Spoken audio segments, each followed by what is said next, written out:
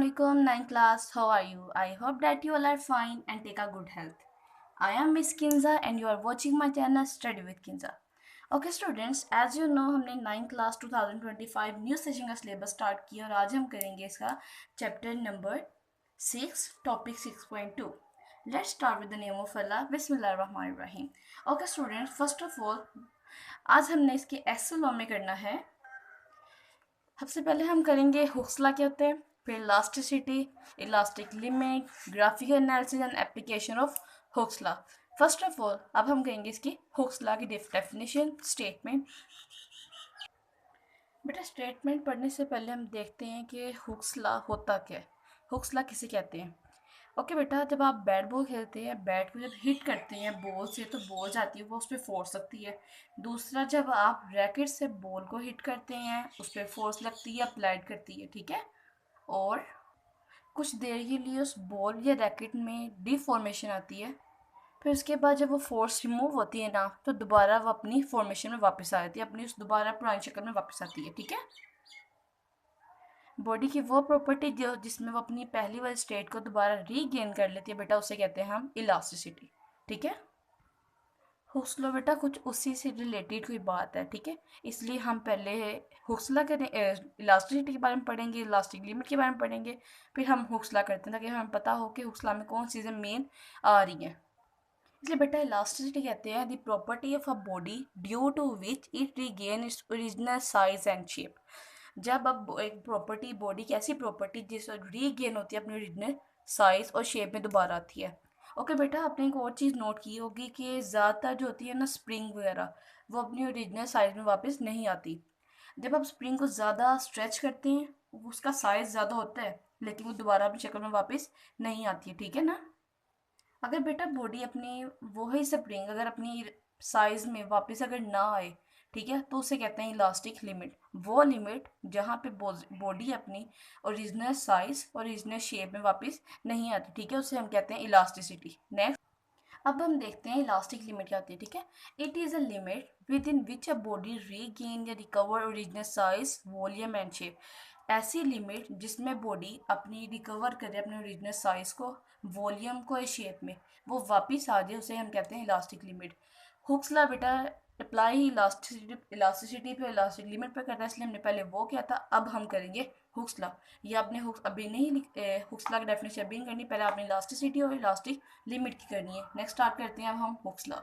अब हम करते हैं हुक्सला की statement. If a force F is applied on a spring to stretch or compress it, the extension or compression has to be applied with an elastic limit. Okay, force applied हो रही है spring के ऊपर, उसको stretch करने में या compress करने में जिस तरह फोर्स बढ़ेगी एक्स बढ़ता जाएगा, ठीक है. अब हम इसी करेंगे मैथमेटिकल फॉर्म. जी बेटा, मैथमेटिकली में F directly proportional to x, F is equal to k x और k is equal to F by x. बेटा इसमें अब के क्या है, के है स्प्रिंग कांस्टेंट. स्प्रिंग कांस्टेंट कौन सा स्प्रिंग कांस्टेंट, स्प्रिंग कांस्टेंट क्या होता है, नेक्स्ट स्टार्ट करते हैं हम. बेटा स्प्रिंग कांस्टेंट है, it is the measure of stiffness of spring. Spring कितना हार्ड है ये उसको मेजर करता है. अगर स्प्रिंग हमारे पास हार्ड है ना, अगेन अगर बेटा के की वैल्यू लार्ज है इसका मतलब स्प्रिंग क्या है, हार्ड है. अगर हमारे पास के की वैल्यू क्या होगी, स्मॉल होगी, इसका मतलब स्प्रिंग क्या है, सॉफ्ट है. ओके बेटा, now back to your book of in figure 6.2. Okay बेटा इसमें देखेंगे फिगर में एफ की वैल्यू फोर्स भर रही है, एक्स भी भर रही है. जिस तरह ये बढ़ती जाएगी इलास्टिक लिमिट भी क्या है हमारी बढ़ती जाएगी, ठीक है. इसका मतलब क्या हुआ बेटा, the slope of force and extension graph give the spring constant. हमारे पास जो एफ की स्लोप है फोर्स की और एक्सटेंशन है वो क्या हमें देगा, स्प्रिंग कांस्टेंट. ओके बेटा, नेक्स्ट है हमारे पास application of Hooke's law. Hooke's law की एप्लीकेशन आती है spring scale, balance wheel of mechanical clocks, galvanometer. Hooke's law beta services are the basic principle in wide range of application in the field of technology and engineering. Spring in many devices rely on Hooke's law. वो कह रहे हैं spring जितनी भी devices में हो वो rely करता है हुक्स लॉ के ऊपर, ठीक है. किस पे रिलाई करता है, हुक्स लॉ पे. आगे for their functions such as spring scale, balance wheel of the mechanical claws, galvanometer suspensions. System in vehicles, in motor bikes, door hinges, masters.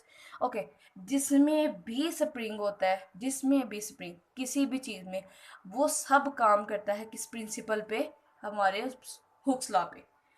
First हम देखेंगे स्प्रिंग स्केल में किस तरह काम करता है। Spring scale use the extension और compression of a spring to determine the weight of object in a common spring balance. The extension और elongation produce in a measure of.